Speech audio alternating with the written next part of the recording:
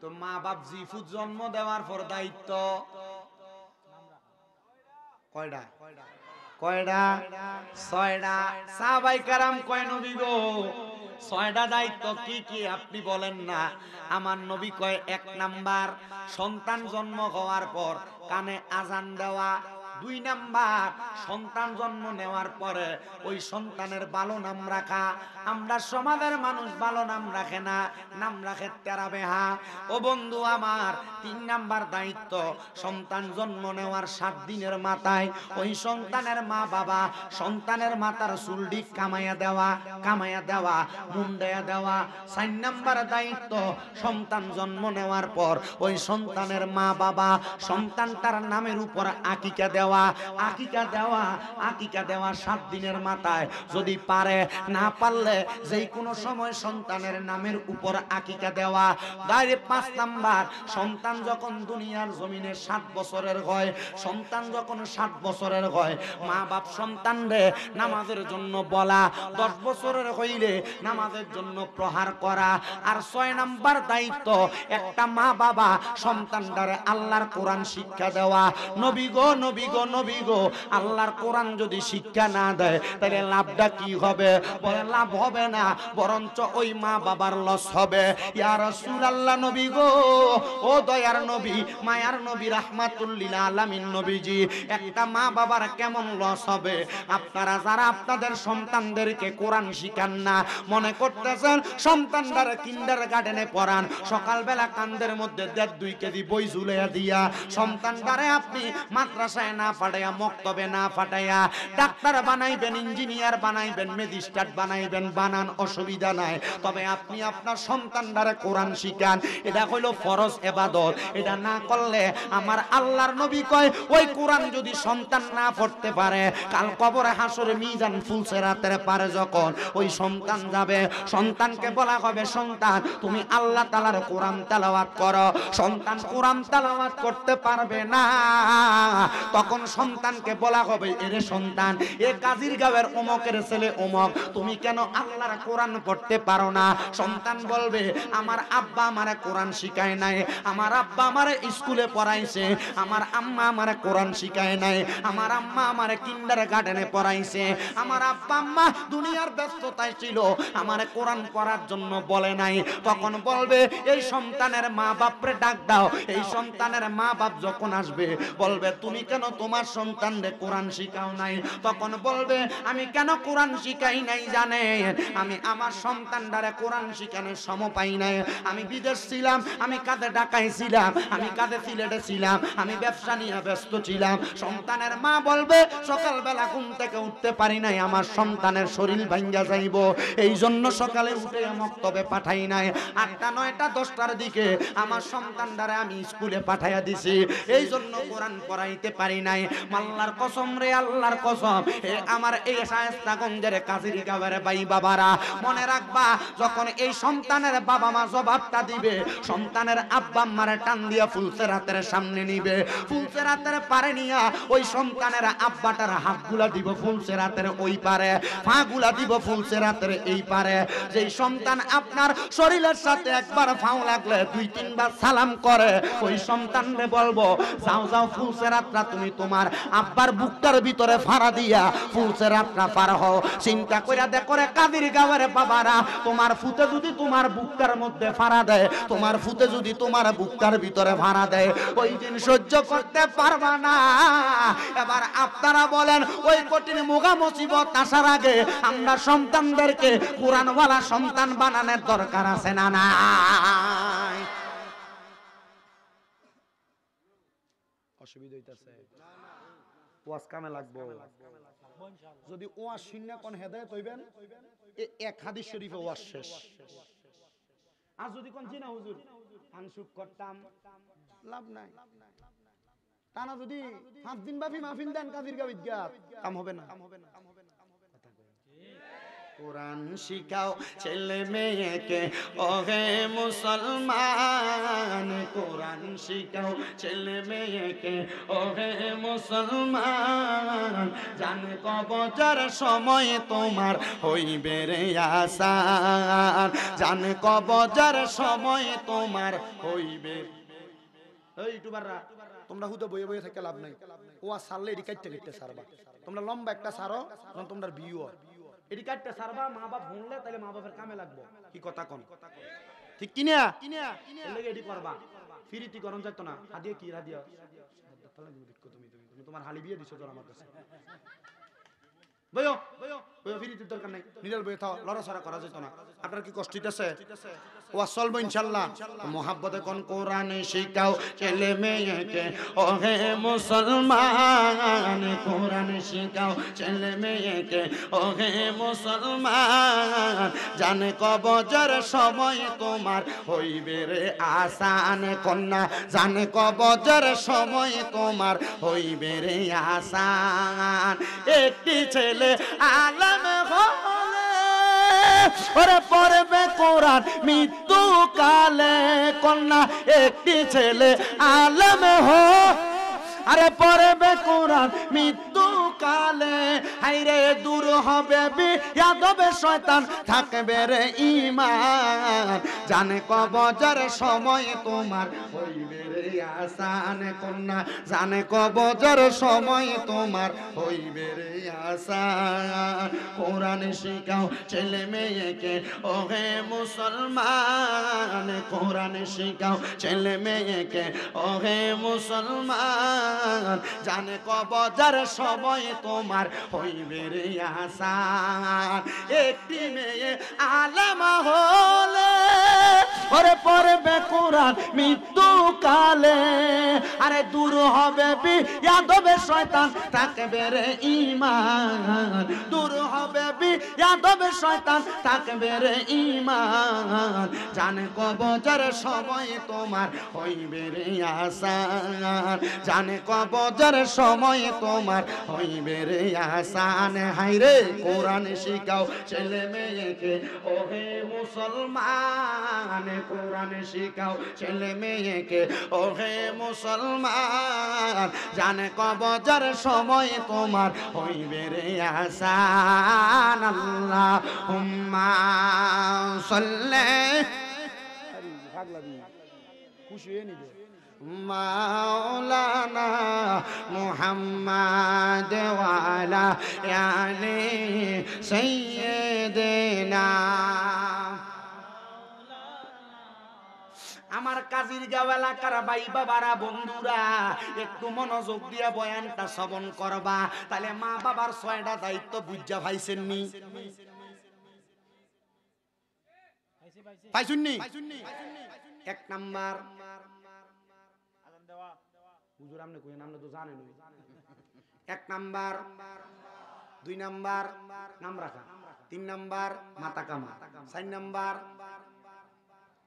এই মাশাআল্লাহ হ্যাঁ ঠিক আছে আল্লাহ আমার বেশি শ্রোতা লাগতো না তো কারণ ওয়াজ সবাই হেদায়েত না দুই একটা হেদায়েত হইলে চলবে 4 নাম্বার আকীকা 5 নাম্বার নামাজের জন্য 7 বছর থেকে বলা 10 বছর থেকে মারা পাইলা 6 নাম্বার কোরআন শিখান যদি না শিখান বাপের বুকে ভাড়া দিয়া ফুটে ফুলছে রাত পার হইব এমন দরকার নাই এই জন্য আপনি যদি এই 6টা দায়িত্ব নির্দিষ্ট পরিমাণ পালন করেন তাহলে আপনার সন্তান হবে আল্লাহওয়ালা আপনার সন্তান হবে নবীওয়ালা আপনার সন্তান হবে কোরআনওয়ালা আপনার সন্তান দুনিয়ার জমিনের ভিতরে তাইকা আমার আল্লাহ এবং রাসূলের পথ মতে চলবে আর ওই সন্তানটা দুনিয়ার জমিনের ভিতরে আম্মা আব্বারে কোনোদিন কষ্ট দিবে না বৃদ্ধ বয়সের মধ্যে মা বাপরে বৃদ্ধাশ্রমে দিবে না মা বাপরে আলাদা করবে না হাইরে আমি জানি না আজকের মাহফিলে কোন ফুতে জানি বসছে তার বউ তারে কথাই কথাই কইছে তোমরা তো 2-3 ভাই তোমরা 2-3 ভাই মিলা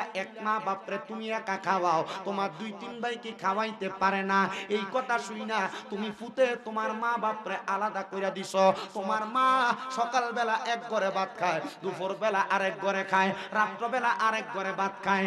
এ আমার কাদির গাঁয়ের বাবারা, এমন যদি কেউ কইরা থাকো, দে তোর ফাউডি আমার সামনে দে, আমি শামিম দেজা জিব্বাটা লাগে তোর পাউডা আমি পরিষ্কার কইরা দিমু। বলে হুজুর কেন কেন কেন? কারণ ওই মা বাপরে বাটনা দিয়া, মা বাপরে জুদা কইরা, আম্মা আব্বারে দমক দিয়া মাহফিলের ভিতরে আইয়া শামিম দাদার ওয়াজ শুনবা। তোমার মতো সুতার আমার দরকার নাই। ওই মা বাপরে কষ্ট দিয়া মাহফিলের ভিতরে আইসা শুধু পুরা হবিগঞ্জ সিলেট বিভাগের বড় আলেমাইনা ওয়াজ করাও। এই ওয়াজ দিয়া কোনো লাভ হবে না, লাভ হবে না, লাভ হবে না। এই জন্য কেউ যদি মা বাপরে দমক দিয়া কথা কইয়া থাকো, আব্বা আম্মারে মনে কষ্ট দিয়া থাকো, দেরে যুবক ভাই, দেরে মুরব্বী বাবা, আমি আমার জিব্বাটা দিয়া তোর পাউডা পরিষ্কার কইরা দেই। তুই শুধু ওয়াদা করবি, হুজুর এখান থেকে বাড়ি যে আমি আমার মা বাপের পায়ে ধরে মাফ চামু। বলে হুজুর কেন কেন কেন গো, কেন আপনি আমরার জিব্বা দিয়া পা পরিষ্কার কইরা দিবেন? আল্লাহর কসম কইরা কই রে আমার কাজীর গাঁয়ের বাবা, আপনার মা বাবা আপনার বড় কষ্ট কইরা মানুষ করছে। এমন অনেক সময় গেছে মা জননী রাত্রবেলা বালা কইরা খানা খায় নাই। তুমি ফুটাইতে বাড়িতে দেরি হইলে মা জননী ঘরের দরজাটার চৌকাটে বইয়া থাকতো। আম্মা বারবার বাপরে ঘুম থেকে তুইলা কইতো, রাস্তাটা আগে দেখেন না আমার ফুতরা নিয়ে আইতাছে। মা ঘুমাইতো না, রাত্রবেলা বাড়িতে আইলে মা জননী আইয়া সন্তানটারে রাত্রবেলা এই মাঘ মাসের শীতের দিনে কানাডি গরম কইরা দিত। এখন তুমি বাড়িতে আসলে বউ বউয়ের মতো ঘুমায়, তোমার জিয়ের মতো ঘুমায়। সন্তান মা থাকতে তোমার খানা গরম কইরা দিত। এ আমার কাদির গাঁয়ের বাবারা, আজকে তোমার মা কবরে, কেউ তোমার কানাডি গরম কইরা দেয় না, কেউ তোমার একবার সামনে আইয়া আদর যত্ন করে না। জ্বর হইলে মাথাটার মধ্যে পানি দেওয়ার মানুষটা তুমি পাও না। বুইলা গেছো তোমার আব্বার কষ্টের কথা। আব্বা জানের পায়ের মুইরাটা জুতার তালুটা চিরা চিরা পায়ের মুইরাটা রাস্তার লগে লাগতো। আব্বা নতুন জুতা কিনতো না, তুমি ফুতেরে নতুন জুতা কিনা দিত। রাত্রে কিনা আইনা দিলে নতুন জুতা পায়ে দিয়া খাটের ভিতরে হাঁটতা। ওই আব্বা আজকে অন্ধকার কবরে। এমন অনেক সময় গেছে আব্বাজান দুনিয়ার জমিনের ভিতরে থাইকা আব্বাজান সিরা লুঙ্গিরা পড়তো সিলেয়া সিলেয়া, ঈদের দিনে পুরান জামা কাপড় পড়তো। আব্বারা যদি জিগাইতা, আব্বা আপনি যে নতুন জামা কাপড় পরেন নাই, আব্বা উত্তর দিত, আমার কি এখন আর ঈদের বয়স আসেনি, তোরা না নতুন জামা কাপড় পরবি। আব্বা অভাবের কথা বলতো না। সন্তান ওই বাপ মা বড় কষ্ট করে তোমারে মানুষ করছে। ওই আব্বা আম্মা নিজের বড় না খাইয়া নিজের কষ্ট দিয়া তোমারে মানুষ করছে। আল্লাহর দুহাই রে,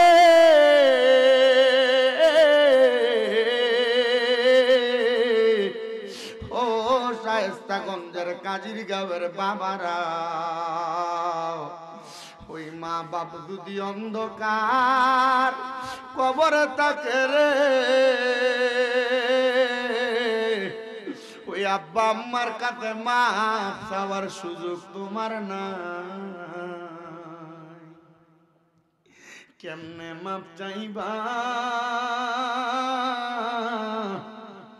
আমার নবী শিখে দে, হে আমি নবীর উম্মতের দল। কোন সন্তানের মা বাপ মারা যাওয়ার পরে গো, ওই সন্তান যদি রব্বির হামহুমা কামা রব্বায়ানি সগীরা বইনা, চোখের মনি কোটার মধ্যে একটা মাসির মাথা পরিমাণ পানি চাইয়া কান্দে, ওই সন্তানের চোখের পানি মাটিতে পড়ার আগে আমার আল্লাহ তাআলা ওই সন্তানের মা বাবার জীবনের গুনাহ মাফ করে দেয়। হায়রে সন্তান,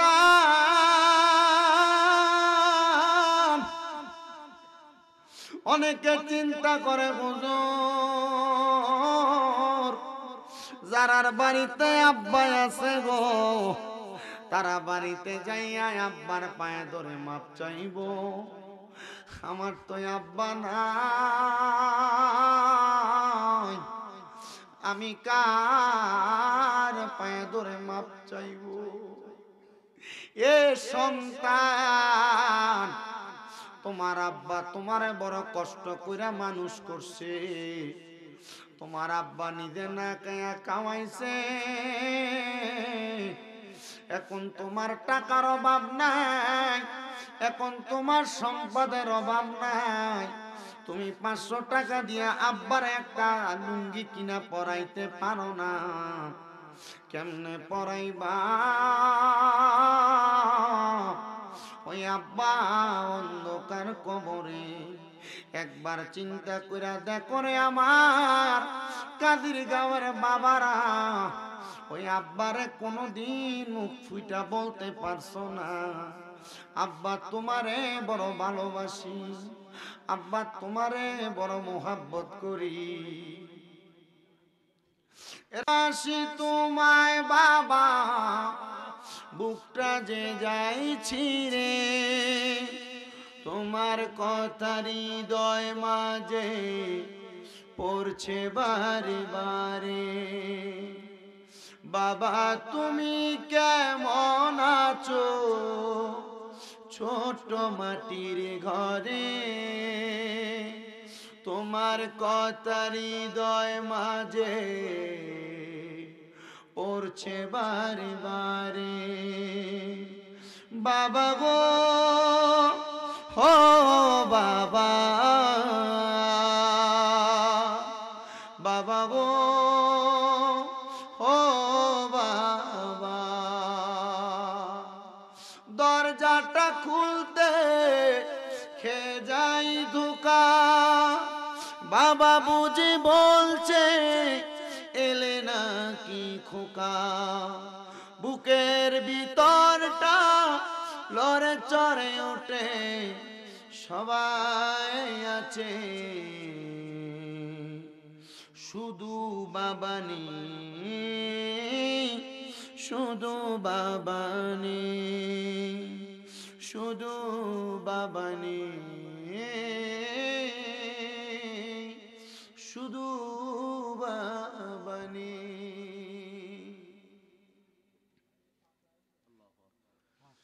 হায়রে সন্তান, এ কাজীর গাঁয়ের বাবা ওই আম্মা আব্বার মনে কষ্ট দিয়া মক্কায় যাইবা হজ করতে। আল্লাহর কসম করে বলি তোমার হজ আল্লাহর কাছে কবুল হবে না। ওই আব্বা আম্মারে দমক দিয়া, আব্বা আম্মারে বাতনা দিয়া নামাজ পইরা কপাল কালা বানাইবা। তোমার কাছে বইলা দিয়া যায় তোমার নামাজ আল্লাহর কাছে কবুল হবে না, 100% গ্যারান্টি। বলে হুজুর কেন? আল্লাহর নবী বলতেছে সাখাতুর রাব্বি ফি সাখাতিল ওয়ালিদাইন, আম্মা আব্বার অসন্তুষ্টিতে আমার আল্লাহ অসন্তুষ্টি হয়ে যায়। রিদার রাব্বি ফি রিদাল ওয়ালিদাইন, আম্মা আব্বার সন্তুষ্টিতে আমার আল্লাহ সন্তুষ্টি হয়ে যায়। তুমি তোমার মা বাপরে বাতনা দিয়া, আম্মা আব্বারে বুড়া বুড়ি ডাইকা, শ্বশুর বাড়িতে যায় শ্বশুরিরে আম্মু কয়া ডাকো। তোমার মা বাপরে বাপ মা না ডাইকা বুড়া বুড়ি ডাইকা, শ্বশুর বাড়িতে যায় শ্বশুরে আব্বু কয়া ডাকো। মনে করছ ওই আম্মা আব্বারে কষ্ট দিয়া শ্বশুর শাশুড়িরে তুমি সুন্দর কইরা দুনিয়াতে ডাকবার আল্লাহ তোমারে শান্তি দিব? না রে সন্তান না, এটা তোমার পরনের লুঙ্গি কুল্লা মাথায় পাগড়ি বান্দার মতো। এই জন্য আমি তোমাদের কাছে আবদার জানাই, তোমরা দুনিয়ার জমিনে ওই আম্মা আব্বারে কষ্ট দিও না। আম্মা আব্বারে ভালোবাসবা, আম্মা আব্বারে মোহাব্বত করবা। সে কয় জান্নাতের চাবি আমার মা গো, জান্নাতের চাবি আমার মা। বলেন জান্নাতের চাবি আমার মা গো, জান্নাতের চাবি। ওরে মা যার বেঁচে নাই তার মতো দুঃখী নাই, ফুফু মায়ের মতো না মাগো,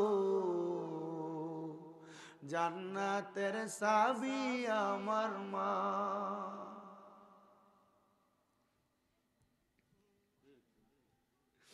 এ কাজীর গাঁয়ের বাবা, এ কাজীর গাঁয়ের সন্তানের দল, হে কাজীর গাঁয়ের বাবারা, আবদার কইরা তোমার পায়ের মধ্যে হাতরা দিয়া কইরে, যদি তুমি দুনিয়ার জমিন থেকে রত্ন না হারাইতে চাও, ওই মা বাবার মতো রত্নটারে দুনিয়ার জমিনের মধ্যে যত্ন করবা। যদি যত্ন করতে পারো, আমার আল্লাহ তোমারে ভালোবাসবো, আমার রাসূল তোমারে ভালোবাসবো। আল্লাহ রাসূল যারে ভালোবাসবো তার দুনিয়াতে কোনো ভয় নাই, আখিরাতে কোনো ভয় নাই। আমি জানি না পর্দার অন্তরালে কত মাইয়ারা ওই আব্বা আম্মার জন্য কান্দে। অনেকে চিন্তা করে, হুজুর আমি বাড়িতে গেলে সবার মুখ দেখি, কিন্তু আমি আমার আব্বা আম্মার মুখ দেখি না। সন্তান আবদার জানাই আপনার কাছে, শুনেন ছোট্ট একটা ওয়াকিয়া কারগুজারি ঘটনা আপনাদেরকে শোনাই। বাংলাদেশের নারায়ণগঞ্জের বুইগড় একটা এলাকা, ওই এলাকায় একটা মা জননী একটা খবর আমার কাছে পৌঁছাইছে, হুজুর আমি বড় কষ্ট করে আমার মাটারে মানুষ করছি, আমার সন্তানটারে মানুষ করছি। হুজুর আমার স্বামী আমার সন্তানের বয়স যখন 2 মাস, অন্য একটা মহিলারে বিয়া কইরা আমার স্বামী আমারে ছাইরা দিয়া চলে গেছে। হুজুর এই ছেলেটার মুখটার দিকে তাকায়া আমি মা কোনদিন আর বিয়া বসি নাই।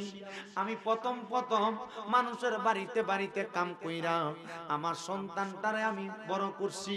হুজুর আমার সন্তান যখন প্রাপ্তবয়স্ক হয়ে গেছে, সন্তানটারে স্কুলে ভর্তি করায়া আমি মা কোম্পানিতে চাকরি কইরা আমার সন্তানটারে আমি বড় বানাইছি। হুজুর গো, ও হুজুর আমার সন্তান 22 বছর বয়স হওয়ার পর আমার ছেলে আমারে কয়, মা আর আমার পড়ালেখা করতে ভালো লাগে না। আমার ছেলেটা একটা কোম্পানির মধ্যে চাকরি নিছে। হুজুর ওই ছেলে কোম্পানিতে চাকরি নিয়া একটা মেয়ের সাথে সম্পর্ক করে বিয়া করে ফেলছে। আমি মা জানি না।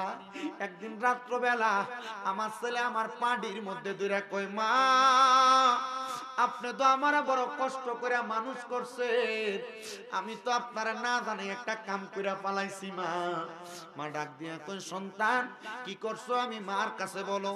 মা কয়, এ সন্তান আমি মার কাছে কত অন্যায়, আমার কাছে অন্যায় না, কারণ তোর দিকে তাকে আমি আমার জীবন যৌবন সব নষ্ট করছি।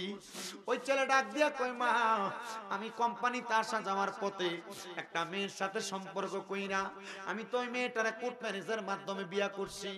মা কই, পুত্রে করছস কি কইছে? আমি মা তো তোর লাগে আমার জীবন যৌবনটারে এমনে কাটাইছি। বউরে বাড়িতে আনবি, আমি মা নির্দিষ্ট সম্মান দিয়া তারে বাড়িতে রাখবো। ওই মা কই, হুজুর ওই বউটারে আমি বাড়িতে আনছি, বাড়িতে আইনা আমার বাড়িতে জায়গা দিছি, সুন্দর চলাফেরা করে। মাত্র 2 মাস পরে আমার ছেলের বউ বেড়াইতে যাইব কইয়া বাবার বাড়িতে গেছে। 7 দিন 15 দিন আমার ছেলের বউ বাড়িতে আসে না। ছেলে বাড়িতে আসে, তার আমি জিগাইলাম, কিরে বৌমা কেন আসে না? ডাক দিয়া কয়, মা আপনার ছেলের বউ, আপনার বৌমা বলছে আর কোনোদিন বাড়িতে আসবে না। এ মা উনি বলছে উনি নাকি ওই জায়গায় থাকবে, আর আমি যেন এই বাড়িতে না আসি। আমারে বলছে যদি এই বাড়িতে আসি তাহলে আমার নামে নারী নির্যাতনের মামলা দিয়ে আমারে আটকে রাখবো। আসলে কথা সত্য, অনেক ছেলেরা বিবাহ করার পরে এমন দুষ্ট নারীদের কারণে তারা পরিবারের কাছে জিম্মি থাকে। অনেক পরিবারের ছেলে আছে, বউটা যদি ভালো না হয়, এই জন্য আমার এক ওস্তাদে কইছে, বিয়া করার পর কারোর সংসার জান্নাত, আবার কারোর সংসার জাহান্নাম। আমি গেলাম, হুজুর কারণ কি? কই, যদি এই ঘরের বউটা যদি খারাপ হয় তাহলে এই সংসারটার পুরো জাহান্নাম বানায় ছেড়ে। আর যদি ঘরের বউটা যদি ভালো হয় তাহলে জান্নাতের যে শান্তি, ওই শান্তির একটা মজাই পরিবারে পাওয়া যায়।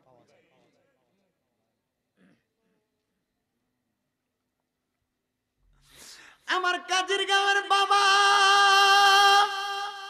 এ কাজীর গাঁয়ের পর্দার অন্তরালের মা, এ কাজীর গাঁয়ের শ্বশুর শাশুড়িরা, এ ছেলের বউরা, একটু মনোযোগ লাগে শোনো। ওই মা কই হুজুর এবার আমার ছেলে আমার কাছে আসে না। হুজুর 2-3 মাস হয়ে যায় আমার ছেলে আর বাড়িতেও আমারে দেখতে আসে না। ছেলে চইলা গেছে, হঠাৎ একদিন বাজারে আমার সাথে দেখা, আমি তারে ডাক দিলাম আমার সঙ্গে কথা বলবে, এমন টাইমে তার বউ পেছনের দিকে ফিরা তার দিকে চোখটা গোরানি দেওয়ার সাথে সাথে আমার পুতে আমার লগে কথা না কইরা আমার কাছ থেকে বিদায় হয়ে গেছে।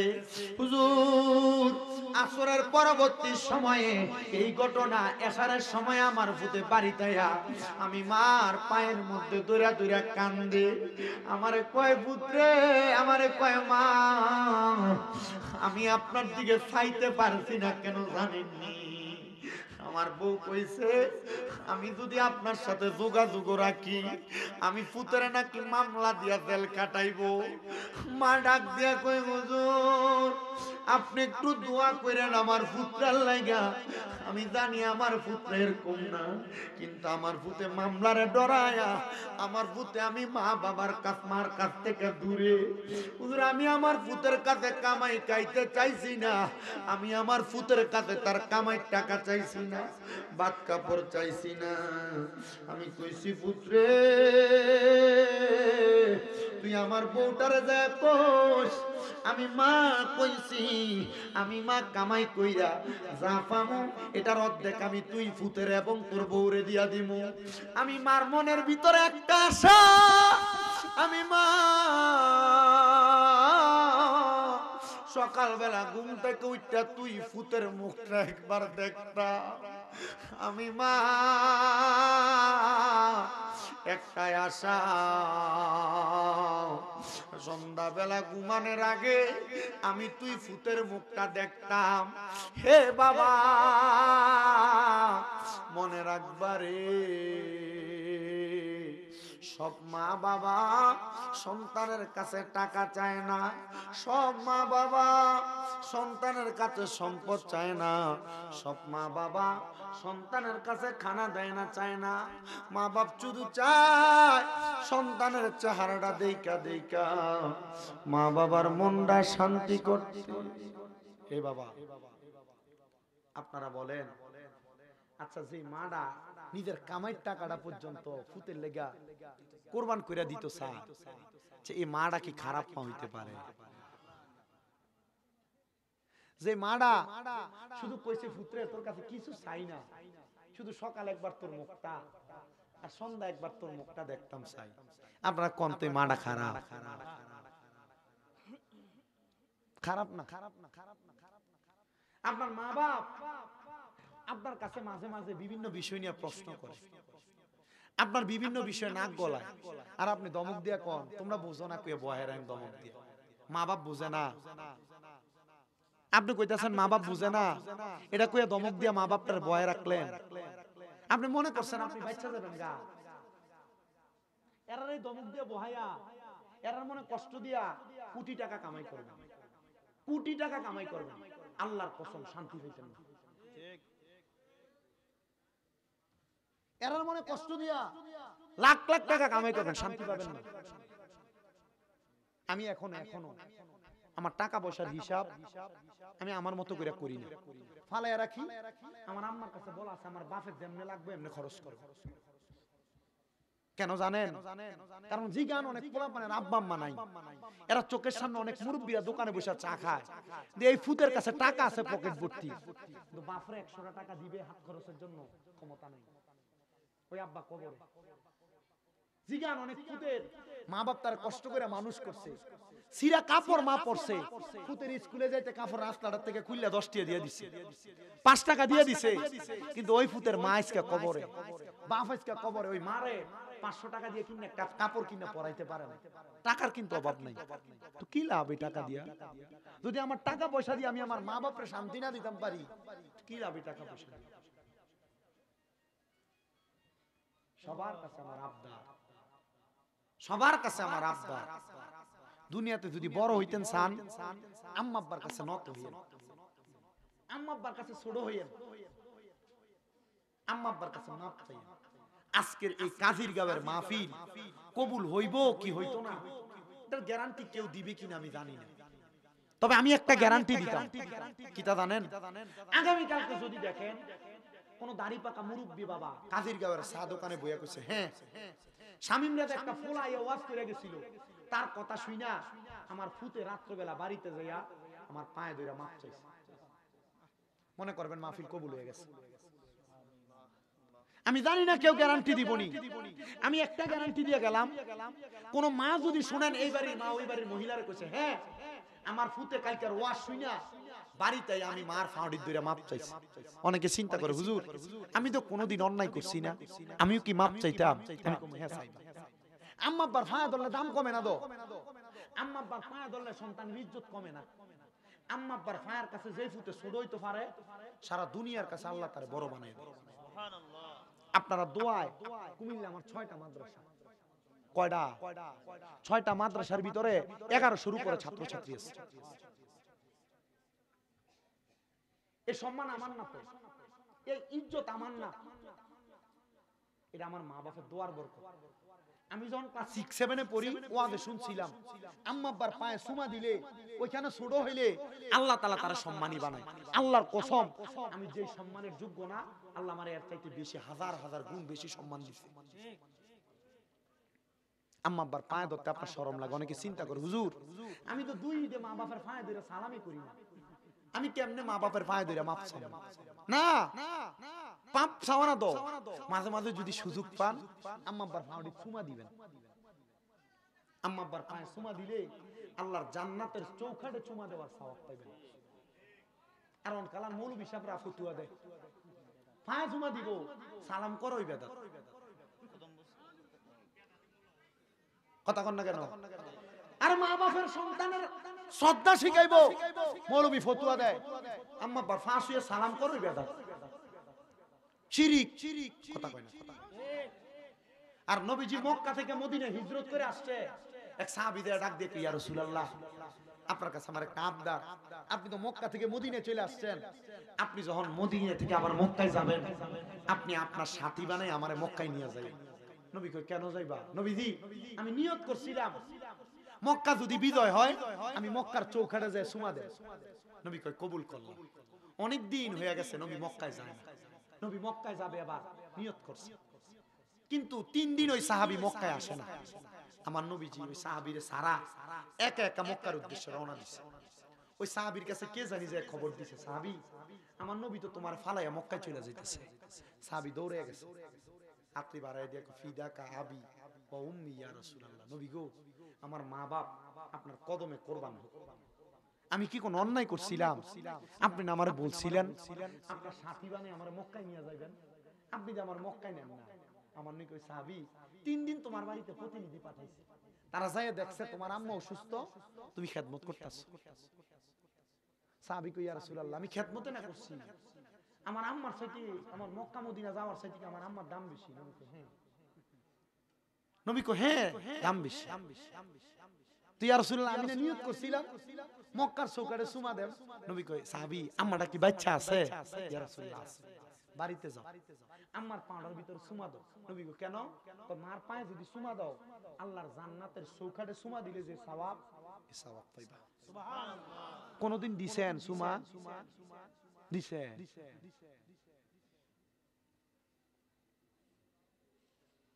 বুড়ো হয়ে গেছে, সামলাডি বইতে গেছে, কালো হয়ে গেছে, এমন হইছে না তো?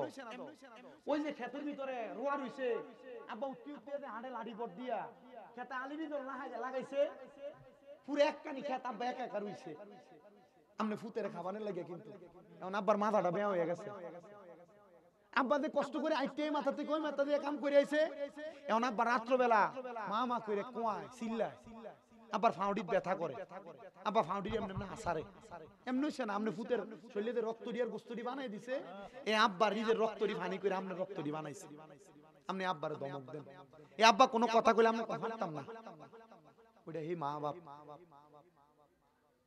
এই সন্তানের দল, আপনাদের কাছে আমার আবদার থাকবো, যদি মনে করেন জীবনে কোনো কিছু করবেন, আগে আব্বা আম্মারে খুশি করবেন, এরপরে আপনার সব কাম।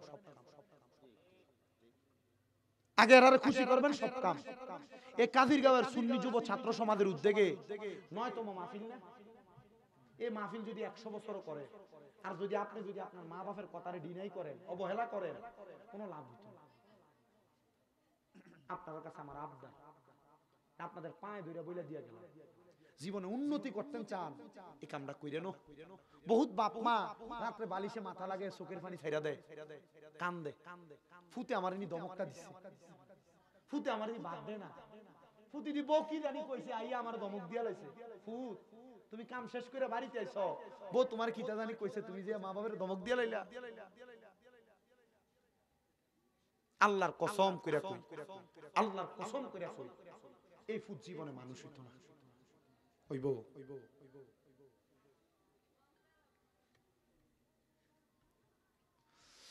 আল্লাহ, আল্লাহ আমরারে বোঝার তৌফিক দিন, আল্লাহ আমরারে তৌফিক দিন। সবাই মুহাব্বতে দুরূদ শরীফ পড়েন, আল্লাহুম্মা সাল্লি আলা মাওলানা মুহাম্মদ ওয়া আলা আলি সাইয়্যিদিনা মাওলানা তেরে নসলে পাক মে হে বচ্চা বচ্চা নূর কা তো হে আইনে नूर तेरा सब घराना नूर का अल्लाहुम्मा सल्ले सय्यिदना मौलाना मुहम्मद वाला आले सय्यिदना। আমার কাজির এলাকার ভাই বাবারা, ও পর্দার অন্তরালের মা বোনেরা, আসেন আরেকটা কারগুজারি ওয়াকে আপনাদেরকে শোনায়া দেই। আল্লাহ পাকের একজন বন্ধু, যার নাম হযরতে আব্দুল্লাহ মারুফ রুসাফি রহমাতুল্লাহ আলাইহি। আব্দুল্লাহ মারুফ রুসাফি রহমাতুল্লাহ আলাইহি বলে, আমি দুনিয়ার জমিনের মধ্যে কত জায়গায় কতভাবে ঘুরলাম, কিন্তু আমি আব্দুল্লাহ মারুফ রুসাফি একদিন ব্যবসার কাজে আমি শাম দেশ থেকে ইয়ামেন পর্যন্ত গেছি। ইয়ামেনে যাওয়ার পথে আমি ইয়ামেনের একটা গোরস্থানের সামনে দিয়া যাইতেছি। আমি আব্দুল্লাহ মারুফ রুসাফি হঠাৎ করে দেখতেছি, দিয়া যাওয়ার সময় একটা কবরের ভিতর থেকে কান্নার আওয়াজ আমার কানে আসতেছে। সুবহানাল্লাহ, জোরে কোন নাউজুবিল্লাহ। আব্দুল্লাহ মারুফ রুসাফি একটা ডাক দিয়া কয়, জগতের মানুষ রে, আমি ওই কবরের সামনে দিয়া যখন হাইটা যাই, আমি আমার কানের মধ্যে গুনগুন আওয়াজ শুনছি। ওই কান্নার আওয়াজটা শুই না আমি আব্দুল্লাহ মারুফ রুসাফি কবরের সামনে দাঁড়াইছি। আমি কত কবরের দিকে তাকাইলাম, আমি আমার কলবের চোখটা দিয়া কবরের দিকে নজর করার চেষ্টা করলাম, কিন্তু কবরের দিক থেকে কোনো কিছু আমি দেখতে পাই না। হাইরে, হঠাৎ কইরা আমি চিন্তা করলাম 2 রাকাত নামাজ আমি করি, নফল নামাজ পড়িরা আমি আমার আল্লাহ তাআলার কাছে দোয়া করব, আল্লাহ যেন এই কান্নার আওয়াজ কই থেকে আসে আমার কাছে জানায়া দেয়, আমার কাছে বুঝাইয়া দেয়। আব্দুল্লাহ মারুফ রুসাফি কয়, জগতের মানুষ, আমি এবার আমার নামাজের মুসল্লাটা লইয়া আমার চোখের সামনে বিছাইয়া ওই কবরস্থানের পার্শ্ববর্তী একটা জায়গাতে বিছাইলাম। গুছাইয়া আমি 2 রাকাত নফল নামাজের নিয়ত করলাম। নফল নামাজের নিয়ত কইরা আমি আমার আল্লাহ তাআলার কাছে নামাজের পরে সিজদার মধ্যে মাথা অবনত কইরা চোখের পানি ফালায়া ফালায়া কান্দি আর ডাক দিয়া কই মাবুদ ও দয়াল আল্লাহ, আমি একটা কবর থেকে কান্নার আওয়াজ শুনতাছি। আল্লাহ, আমার মনে হইতাছে এই কবরটা কোন পরিচিত মানুষের কবর, যার কবর থেকে কান্নার আওয়াজ শোনা যায়। হুজুর আব্দুল্লাহ মারুফ মুসাফি কয়, আমি যখন এমন ভাবে আল্লাহর কাছে মুরাকাবা কইরা চোখের পানি ফালায়া ফালায়া কান্দি, এমন টাইমে কানতে কানতে আমার চোখ বিলাইয়া গেছে। এমন টাইমে আমি দেখছি রে আল্লাহর একজন বান্দা আমার চোখের সামনে হাজির হয়ে গেছে, যার শরীরে ডান পাওটার মধ্যে মাজা পর্যন্ত আগুন দাও দাও করে জ্বলতেছে। আমি তার ডাক দিয়ে কইলাম, এরে আল্লাহর বান্দা, তোমার কেন এমন অবস্থা, তোমার কেন এই হালত? আল্লাহর বান্দা কয়, হুজুর আপনি কি আমার এই হালত সম্পর্কে অবগত? বলে না, জানি না, তবে আমি এই কবরের সামনে দিয়ে যাওয়ার সময় আমি তোমার কান্নার আওয়াজ শুনতে পাইছি। ওই ছেলে ডাক দিয়া কয়, হুজুর ও যে কান্নার আওয়াজ শুনছেন, ওই কান্নার আওয়াজটা আমি ভূতের আওয়াজ। এ বাবা, তোমার কবরে কেন এত আযাব, তোমার কবরে কেন এমন অবস্থা? আর তোমার পুরাটা দেহ ভালো, তোমার শরীরের পা তাইকা, তোমার পাতা তাইকা ডান পায়ের একবারে মাজা পর্যন্ত কেন আগুনের মধ্যে জ্বলতাছে? ছেলেটা ডাক দিয়ে কয়, হুজুর কেন এমন অবস্থা জানেন? আমার একটা স্বভাব ছিল, আমি দুনিয়াতে ভালো মানুষ ছিলাম না, আমি নেশা করতাম। আমি মরার আগ পর্যন্ত নেশা করছি, কিন্তু মরার 2-3 দিন আগে আল্লাহর কাছে তওবা করছি। আল্লাহ, আমি আর কোনোদিন নেশা করতাম না। আমার আল্লাহ তাআলা আমার তওবা কবুল করছে, আমার নেশার গুনাহ মাফ করে দিয়েছে, আমার পুরাটা শরীরের অঙ্গ প্রত্যঙ্গ ভালো।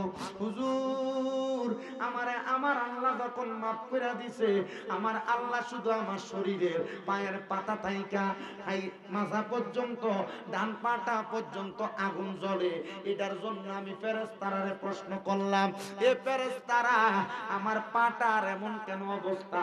পুরা শরীরটা ভালো রাখলা, আমার শরীরটা কেন অর্ধেক অংশ পাটা জ্বলতাছে?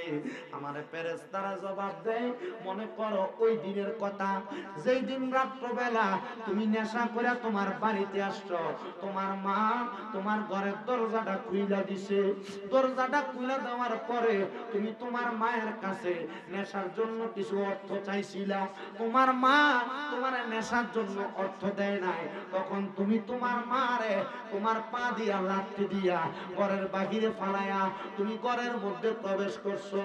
এ সন্তান, সকালবেলা তুমি আবার স্বাভাবিকভাবে তোমার সময় কাটাইছো, তোমার মা তোমারে কিছু বলে নাই, তার মতো জীবন কাটাইছে। সন্তান, তোমার মরার পরেও তোমার মায়ের মনে তোমার ওই লাঠির কষ্টটা আছে। আপনি আপনার মার ধমক দিলে দেখবেন মাতে না, আইস দিয়ে যা গেছে, কিন্তু হাসিটার ভিতরে কতটা কষ্ট লুকাই না। আব্বারে কোন একটা কামে ধমক দিয়ে কথা কইছেন, আব্বা দেখবেন যে কিছু না কইয়া মনটা বেজার করে যাই গেছে। আব্বার এই দাওয়াটার ভিতরে যে কতটা কষ্ট লুকান না, আপনি ফুতে যদি জানতেন, আপনি আব্বার ফাঁস ছাড়লেন না যতক্ষণ না আব্বা কইছে যে মাফ করে দিছি, ছাড়লেন না জীবন। ওই ছেলে ডাক দিয়া কয়, হুজুর আমার জবাব দিছে, আমি যে আমার মা ডারে লাত্তি দিছি, ওই লাত্তিটার কারণে আমার মা এখনো পর্যন্ত মনে কষ্ট রাখছে। ওই কষ্টই আমার মা মনে রাখার কারণে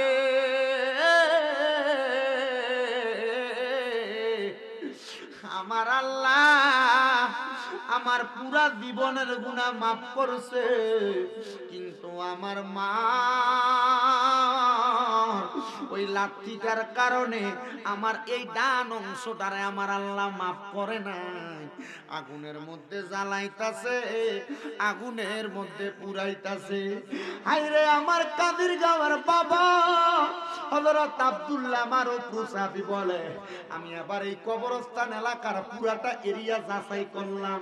করতে করতে করতে করতে রে আমি পুরাটা এলাকার মধ্যে দেখলাম, খবর লইলাম আসুনি এমন কোন মা যেই ছেলে মরণের আগে নেশা অবস্থায় তুমি মারে লাথি দিছে, কোন জায়গায় খবর পাইলাম না।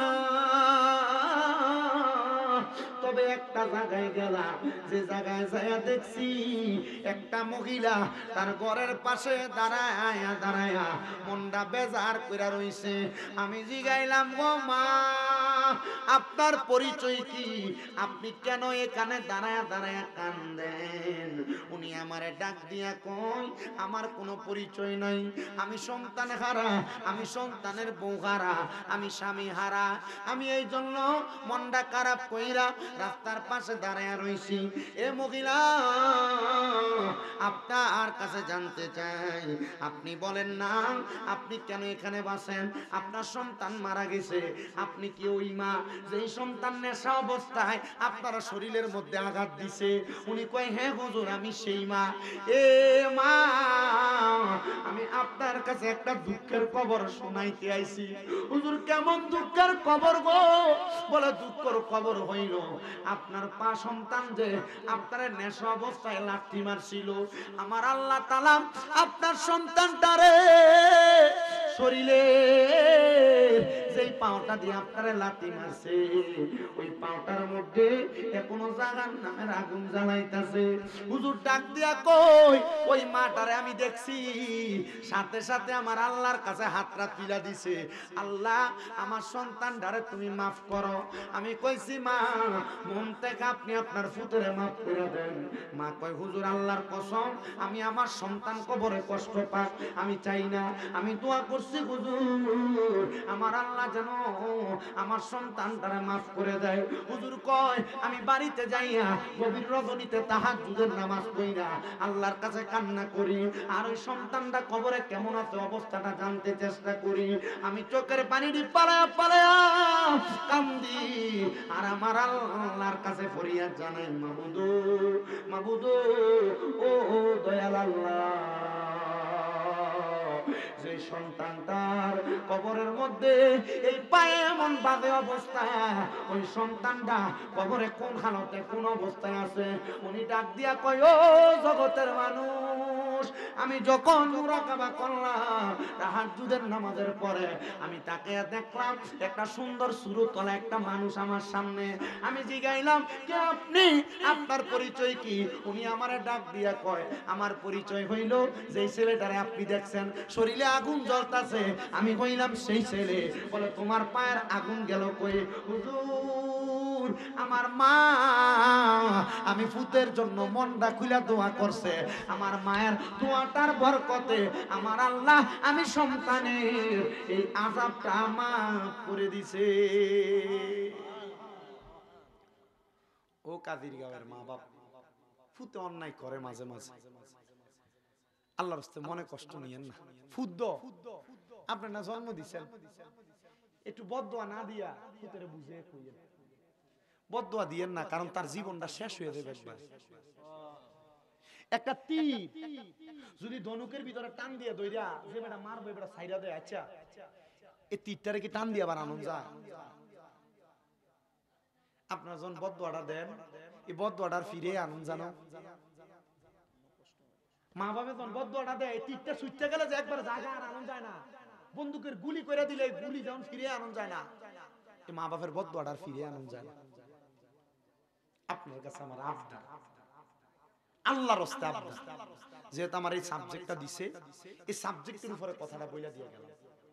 এই আম্মা আব্বাটারে এমন ভাবে সম্মান আর ইজ্জত করবেন যেন আপনার আম্মা আব্বা আপনার প্রতি রাজি এবং খুশি হইয়া আপনার দুনিয়া আখেরাত সব জায়গায় আপনার জন্য বুলন্দ কইরা দেয়। আমিন কইলেন না জোরে? আর জোরে কোন আমিন। 2 নাম্বার, আমার সময় আছে আর মাত্র 1 মিনিট। এই 1 মিনিট সময় আপনার না চলবে না, 10টা 10টায় হুজুর হুজুর গর্তে নিয়ে আসেন। 10 মিনিট, এটা আর 15 মিনিট আগে আমরা কইছি। কয় মিনিট আগে কইছে? যখন 9:43 বাজে তখন কইয়া গেছে, ঠিক আছে কথা? জান লই নিয়ে আসেন যে শুনেন এবার, আসবে হুজুর আসতেছে।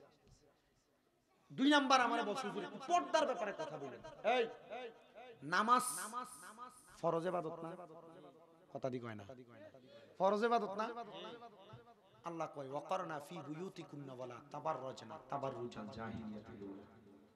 তোমরা তোমাদের নারীদেরকে জাহিলিয়া যুগের মহিলাদের মতো বের হতে দিও। আর আমরা জাহিলিয়া যুগের মহিলা দূরের কথা, জাহিলিয়া যুগের মহিলা তো বাইরেই তো আমরা আমরা মাইয়ার যে জির যে রাস্তা ছেড়ে দিই, তাই চুলডি একবার সারাও, কথা দি কয় না।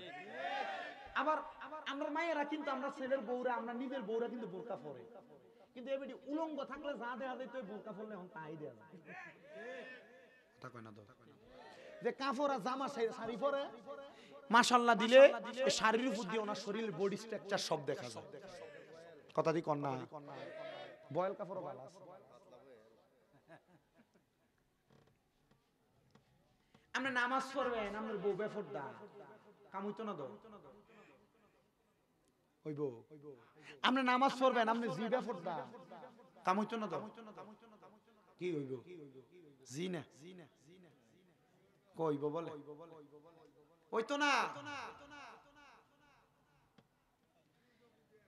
এই জন্য নিজে যে নামাজি হইছে, নিজের নামাজের নামাজিত্ব ঠিক রাখার লাগিয়া নিজের বউরে, নিজের মারে, নিজের মাইয়ারে ফর্দা করাইবেন। কিটা এটা ফরজ দ কি করাইবেন? কেন করাইবেন? একটা মেয়ের কারণে 4 জন ব্যক্তি দোজখে যাবে। কয়জন? 4 জন। কেন? 1 নাম্বার, কোন বাবা মাইয়া জন্ম দিল, আমরা জানি একটা মেয়ে মানে একটা জান্নাত, 2টা মেয়ে মানে 2টা জান্নাত, 3টা মেয়ে মানে নবীর লগে জান্নাত, ঠিক না?